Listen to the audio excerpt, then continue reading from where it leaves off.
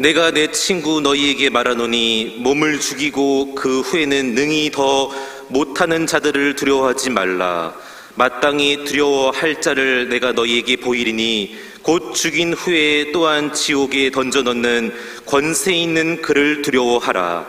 내가 참으로 너희에게 이르노니 그를 두려워하라. 참새 5마리가 두 아사리온에 팔리는 것이 아니냐. 그러나 하나님 앞에는 그 하나도 잊어버리시는 바 되지 아니하는도다. 너희에게는 심지어 머리털까지도 다 세신 바 되었나니 두려워하지 말라. 너희는 많은 참새보다 더 귀하니라. 내가 또한 너희에게 말하노니 누구든지 사람 앞에서 나를 시인하면 인자도 하나님의 사자들 앞에서 그를 시인할 것이요 사람 앞에서 나를 부인하는 자는 하나님의 사자들 앞에서 부인을 당하리라. 누구든지 말로 인자를 거역하면 사하심을 받으려니와 성령을 모독하는 자는 사하심을 받지 못하리라. 사람이 너희를 회당이나 위정자나 권세 있는 자 앞에 끌고 가거든 어떻게 무엇으로 대답하며 무엇으로 말할까 염려하지 말라. 마땅히 할 말을 성령이 곧 그때에 너희에게 가르치시리라 하시니라. 아멘. 사랑은 고백하는 성질을 가지고 있습니다. 사랑하면 고백하게 되어 있습니다. 어떤 분이 사랑하는 여인을 찾아가서 잠깐 나오라 하더니 어색한 골목길로 가서 나 당신 사랑해요, 정말 진짜 사랑해요 이렇게 고백합니다. 이건 말로 사랑을 고백하는 겁니다. 말로 할 수 있는 용기가 없는 사람은 사랑하는 사람을 만나서 선물 하나 전해줍니다. 이거 무엇입니까? 그러면 집에 가서 펼쳐보세요. 근데 집에 가서 펼쳐보니까 손수건 하나가 있었습니다. 이 손수건이 당신의 땀을 닦아주듯이 나는 계속 당신과 함께해서 당신의 어려움을 돕겠습니다. 정말 사랑합니다 하는 고백입니다. 이것은 행동으로 하는 고백, 삶으로 하는 고백입니다. 짝사랑은 마음으로는 품고 있지 고백하지 못합니다. 그래서 고백하지 못한 짝사랑 실패할 수밖에 없습니다. 진짜 사랑하는 것은 고백하는 성질이 있습니다. 믿음도 마찬가지입니다. 진짜 믿음이 있으면 고백하게 되어 있습니다. 고백하지 못하고 입 다물고 있는 믿음이 무슨 필요가 있겠습니까? 그래서 진정한 믿음이 있는 사람은 시인하고 고백하게 되어 있다는 겁니다. 성경에 보면 세례요한의 아버지 사가랴 제사장이 성전에 가서 예배를 드린 가운데 한 만나 주셨어요. 내년 이맘때 네 아내가 아들을 낳을 것이다. 이름을 요한이라 해라. 아니 내 아내는 정수가 끊겨지고 여자의 기능이 다 끝났는데 무슨 말씀합니까? 거절합니다. 인정하지 못합니다. 그러다가 덜컥 벙어리가 되었습니다. 제사로 갔던 제사지에 나왔더니 벙어리가 되어버렸어요. 그리고 1년이 지나고 자기 아내가 아들을 낳았는데 사람들이 얘 이름을 뭐라고 지을 것인가? 그래서 아버지한테 와서 뭐라고 지을까요? 그때 서판을 가져오기 위해서 글을 썼는데 요한이라 해라. 시인하고 인정하는 순간 입이 벌려졌습니다. 그렇습니다. 시인할 때, 인정할 때, 고백할 때 능력이 일어나게 된 겁니다. 자, 그렇다면 우리는 무엇 때문에 고백해야 됩니까? 무엇을 고백하며 살아야 됩니까? 우리 기독교의 신앙의 믿음의 출발이 과연 무엇이어야 됩니까? 그것은 하나님이 세상을 창조하셨고 당신의 뜻대로 섭리를 이끌어 간다고 하는 걸 믿는 것입니다. 우연이란 결코 없습니다. 모든 것이 하나님의 이끌어한 필연이라고 하는 것입니다. 그래서 우리 예수님 믿는 사람들은 조금 안 됐다고 재수 없다 이런 말 하면 안 됩니다. 좀 잘 됐다고 운이 좋았다고 해도 안 됩니다. 이것은 다 비신앙적인 이야기입니다. 우리는 언제나 주의 은혜입니다.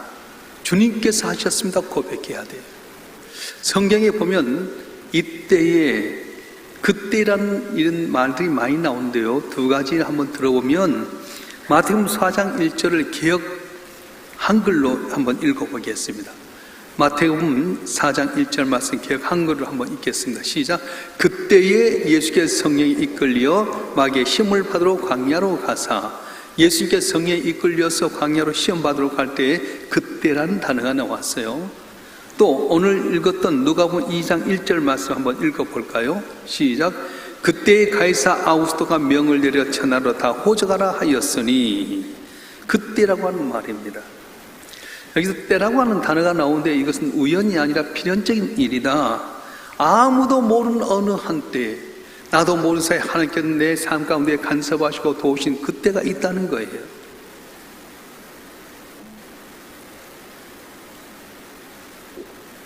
성경에 보면 메시아는 베들레헴에서 태어난다고 말씀하셨습니다. 그런데 성령께서 베들레헴부터 무려 130km나 북쪽에 있는 갈릴리 나사렛에 있는 마리아에게 네가 성령 잉태하리라 말씀하셨어요. 그 배가 불러가게 됩니다. 만약에 나사렛에서 예수님이 태어난다면 성경에 있는 말씀과 전혀 다를 수밖에 없습니다. 그런데 너무 신기한 일이 일어났습니다. 아우구스도 황제가 19년째 되던 해에 호정령을 내렸어요. 황제가 되어서 1년부터 18년까지 아무 일이 없다가 19년째 되었을 때 호정령을 내려서 자기 고향에 가서 호적을 정리하라 말씀합니다. 18년 동안 아무 일이 없다가 왜 19년째 하는 겁니까? 하나님께 꿈에 나타나서 호정령 내리라 말도 하지 않았습니다. 그런데 이방의 황제를 통해서 호정령을 내리게 했습니다. 그래서 이 마리아가 배가 불러가지고 나사렛에서 베들레헴까지 가게 되는데 이게 기가 막힌 장소입니다. 한번 생각해 보면 먼저 너무 빨리 가면 애 낳지 못하고 돌아와서 애를 낳게 됩니다. 너무 늦게 출발하면 가다가 애를 낳아버립니다.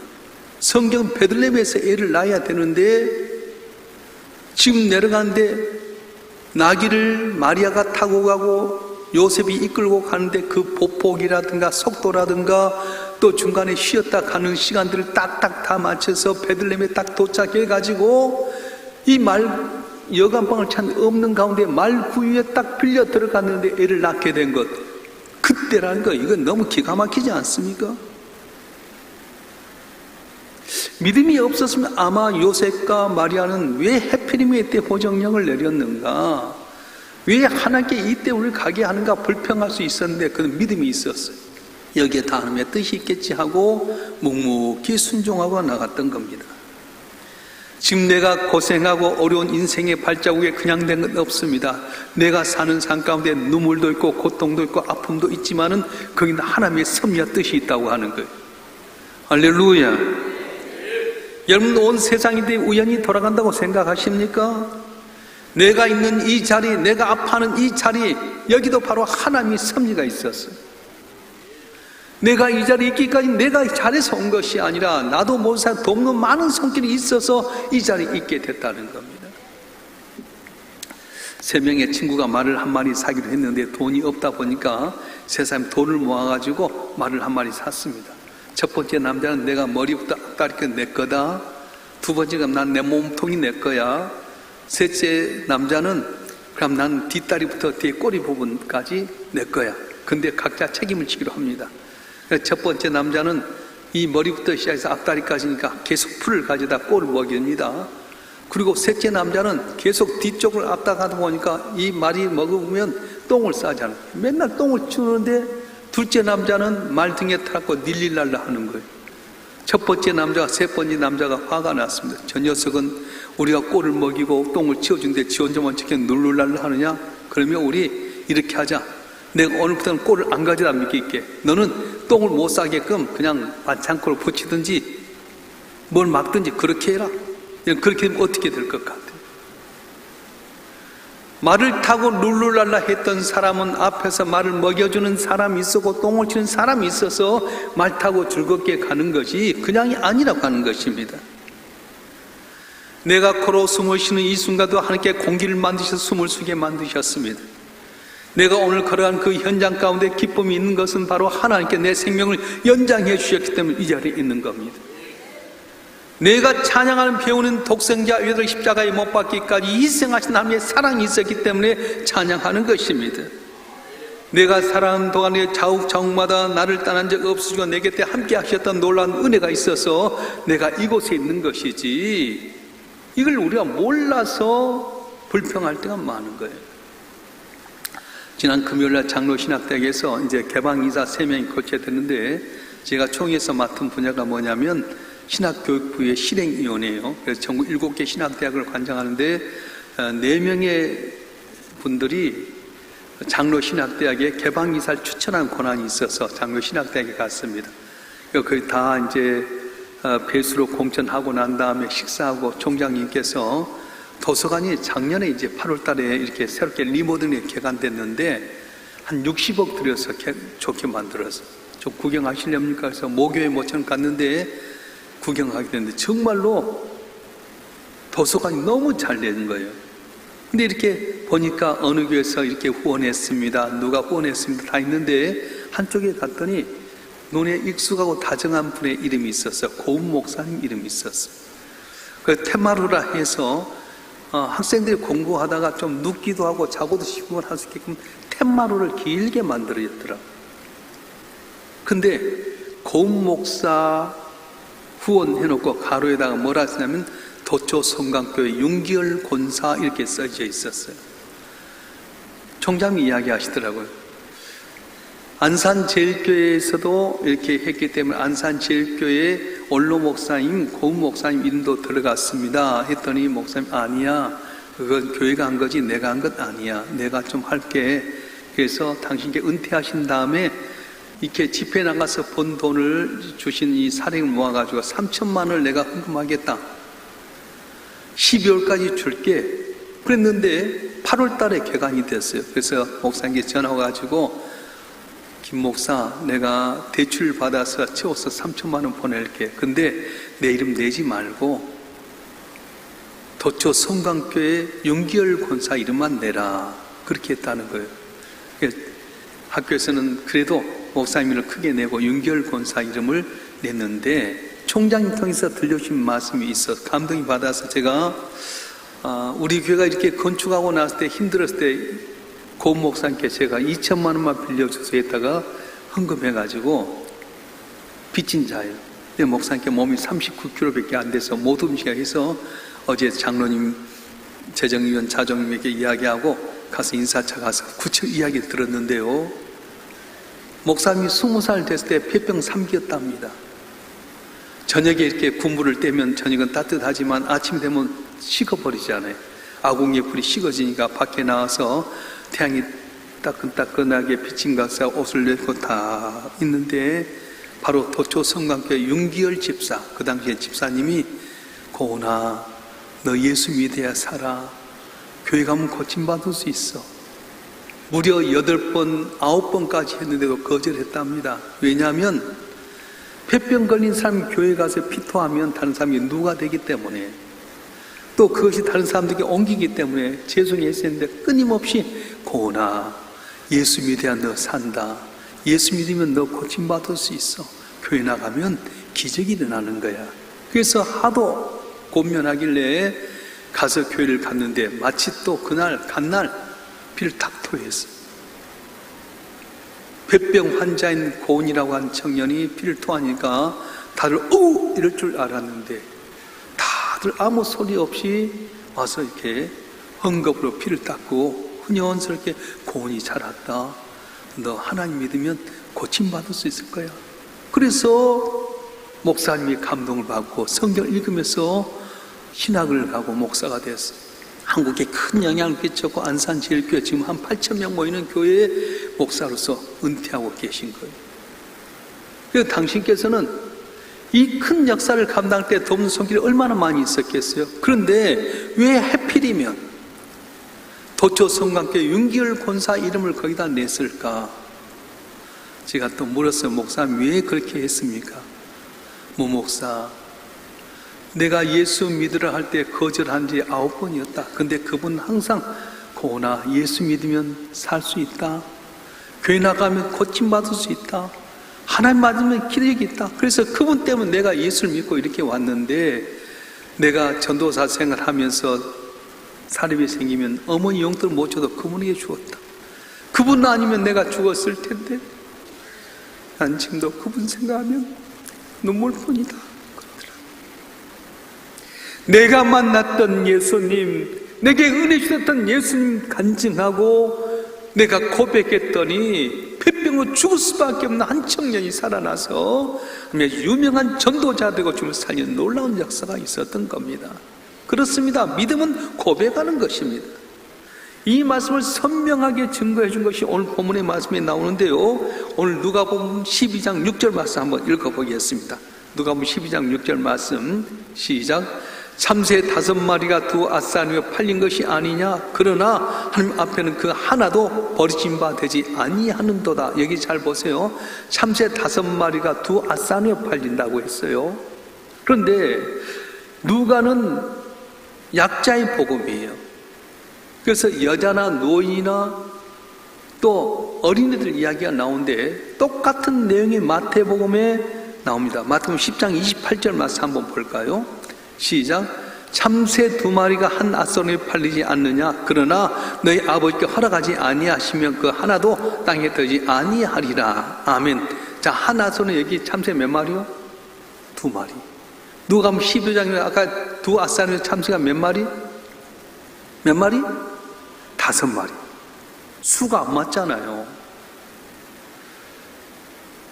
일반적으로 참새 2마리가 한 아사노입니다. 근데 누가복음에서는 두 아사노의 참새가 5마리란 거예요. 이걸 뭘 말하냐면 덤을 이야기합니다. 백화점에 가서 물건 사는 것과 시장에 가서 물건 사는 것 가격이 다르잖아요. 예를 들어서 아사노이란 말은 돈 앞에 가장 적은 거예요. 100원, 200원 정도 하는 겁니다. 제가 이제 신학교 다닐 때 종로에 이렇게 나가 책을 구입하고 날씨가 추워서 이제 군밤 장사에 가서 아저씨 군밤 얼마예요? 한 봉지 얼마입니까? 그러면 2,000원이에요. 한 봉지만 주세요. 한 봉지 주고 딱 끝납니까? 아저씨 좀 더 주세요. 그러면 아저씨가 주먹을 딱 쥐었다 2개 올려준 거. 이게 덤이에요. 지금 우리가 쌀을 사 먹을 때 킬로그램을 해서 봉지로 나오지만 옛날에는 대로 먹었잖아요. 한 대도 되고 말로 썼는데 대다 쌀을 쇠고기 싸놓고 동글동글한 나무를 갖고 싹 미는데 다 밀어본 게 끝에 한 2cm 정도 된 게 나요. 이게 덤이잖아요. 여자분들 화장품 가게 가서 화장품 사게 되면 뭘 주죠? 샘플이라고 하는 작은 샘플 주. 이게 덤이에요. 다시 말하면 마태복음에서는 한 아사노의 참새가 2마리였는데 누가복음에 보게 되면 사랑과 은혜가 많으신 주님께서는 두 아사노의 참새가 4마리 돼야 될 텐데 1마리 돼 있어 덤으로 주었는데 이 보잘것 덤과 같은 참새 1마리도 하나님께서 관심 갖고 있다고 말씀하신 거예요. 할렐루야. 여러분, 저와 여러분 한 분 한 분이 힘들고 눈물 나고 고통스러울 때 하나님이 외면한 것이 아니라 덤으로 주어진 이 참새 같은 것도 하나님께서 다 지켜보는 것처럼 내가 너희를 향해서 지킨다, 보고 있다, 돌보겠다고 하는 말씀인 것입니다. 할렐루야. 내 삶 가운데 있는 모든 역사가 우연히 된 것이 아니라 하나님의 섭리 가운데 된다는 것입니다. 우리 창세기 45장 5절 말씀 한번 읽어볼까요?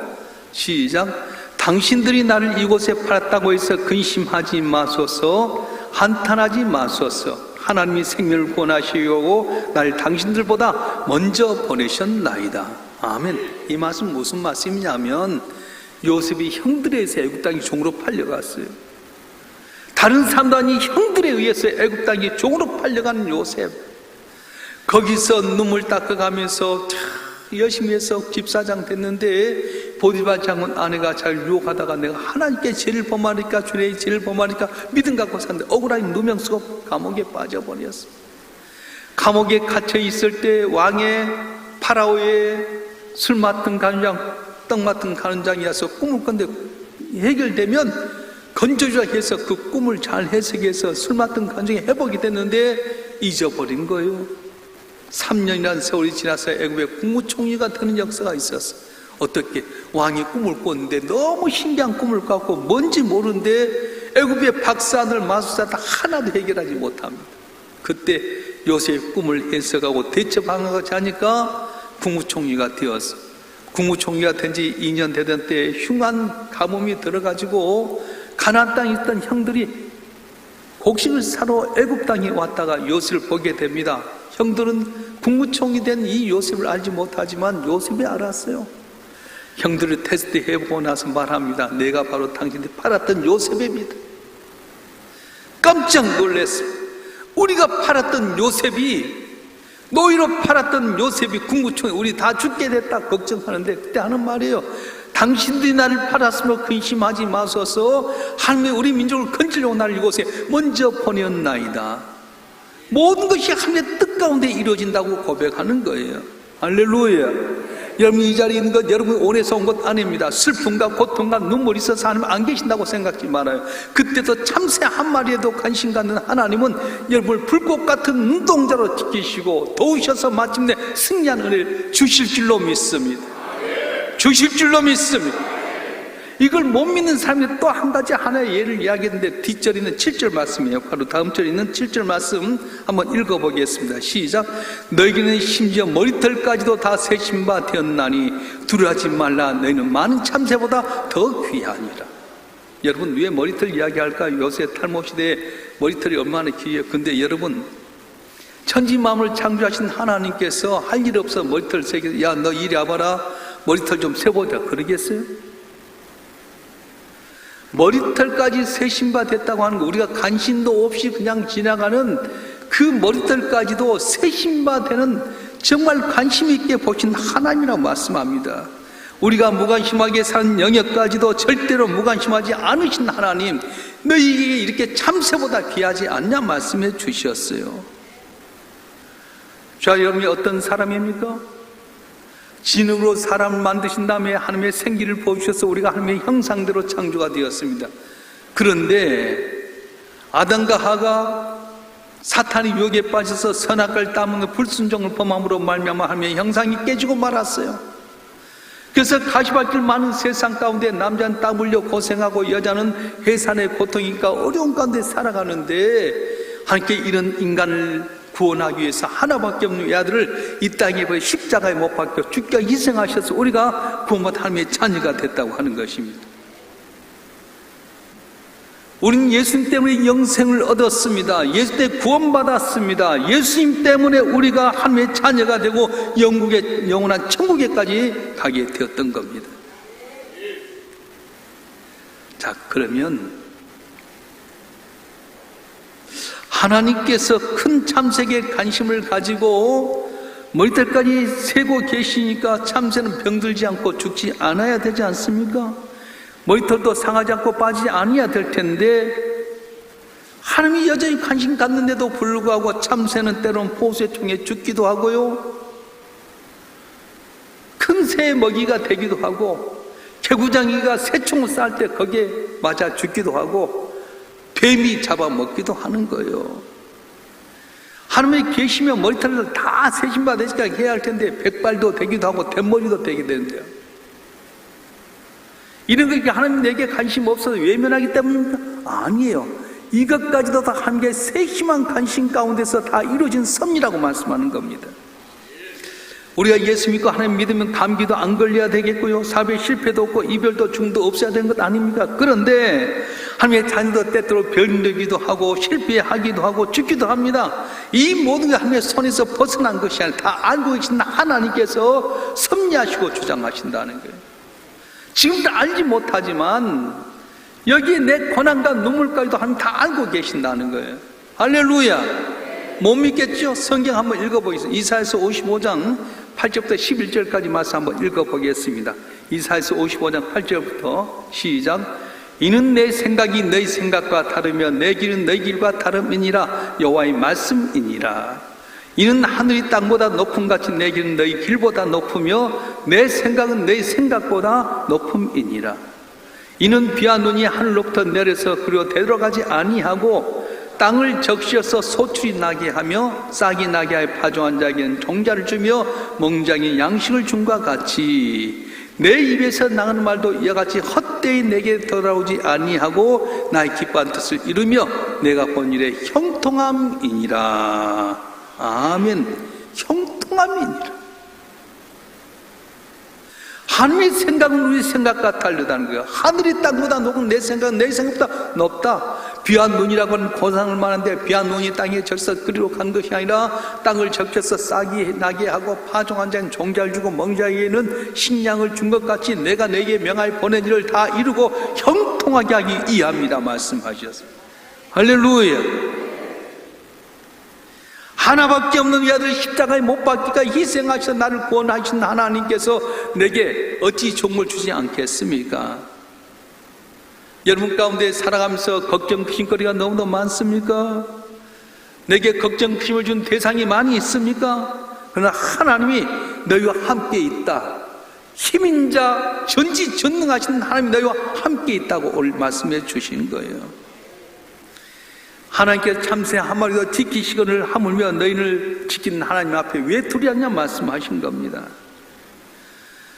덤으로 팔린 참새 한 마리 얼마나 보잘것없는 미물입니까? 공작새는 깃털을 자랑하지만 참새는 자랑할 만한 깃털 하나 없습니다. 황소는 힘을 자랑하지만 참새는 힘 있는 새가 되지도 못합니다. 독수리는 날카로운 팔톱과 부리를 자랑하지만 새는 이런 팔톱도 부리도 없습니다. 돼지는 먹음직스러운 살을 가지고 있지만 참새는 살 한 점도 없습니다. 참새의 자랑이 있다면 뭡니까? 무가치한 존재, 힘없는 것 이것밖에 내놓을 것이 없습니다.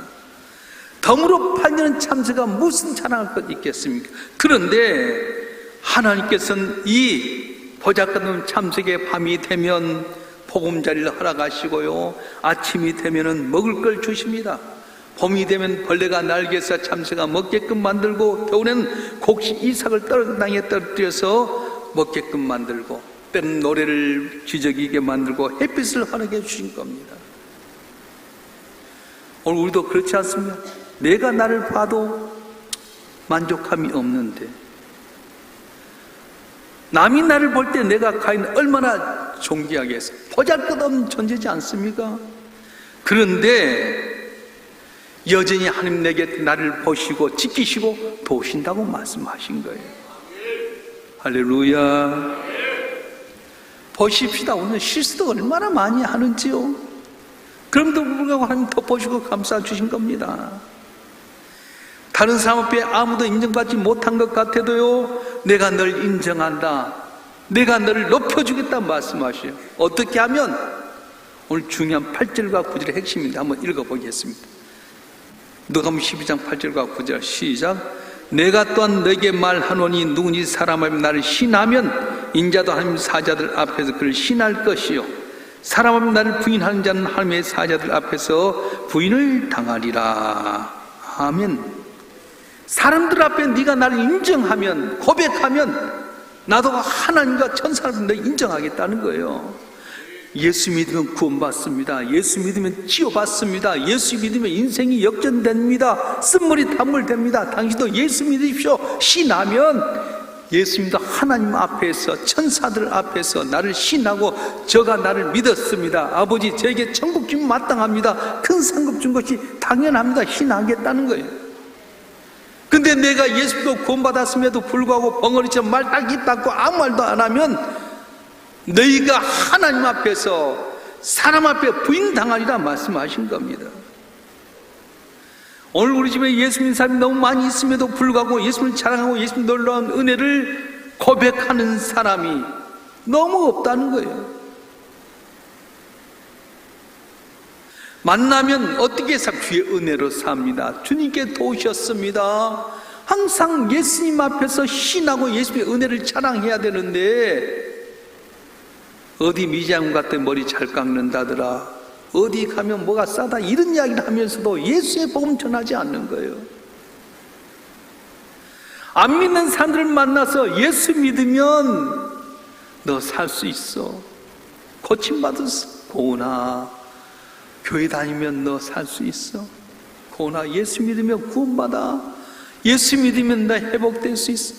그 윤결 권사님의 고백 때문에 병든 한 심령이 돌아왔을 때 놀라는 복음의 전자로 능력을 발휘했던 것처럼, 오늘 또 우리가 내가 만났던 주님에 대해서 예수 믿으면 회복될 수 있어, 예수 믿으면 내 눈물이 진주가 되는 거야, 예수 믿으면 내 한숨의 찬송이 될 수 있어, 고침받아, 고백하라고 하는 거예요. 믿습니까? 따라서 합시다. 예수 믿으면 구원받습니다. 예수 믿으면 치료받습니다. 예수 믿으면 천국 갑니다. 예수 믿으세요. 예수 믿으세요. 이걸 왜 못하는 거예요?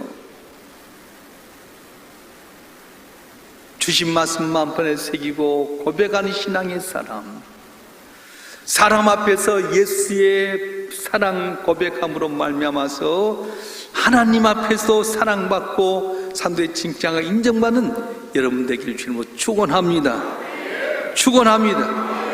기도하겠습니다.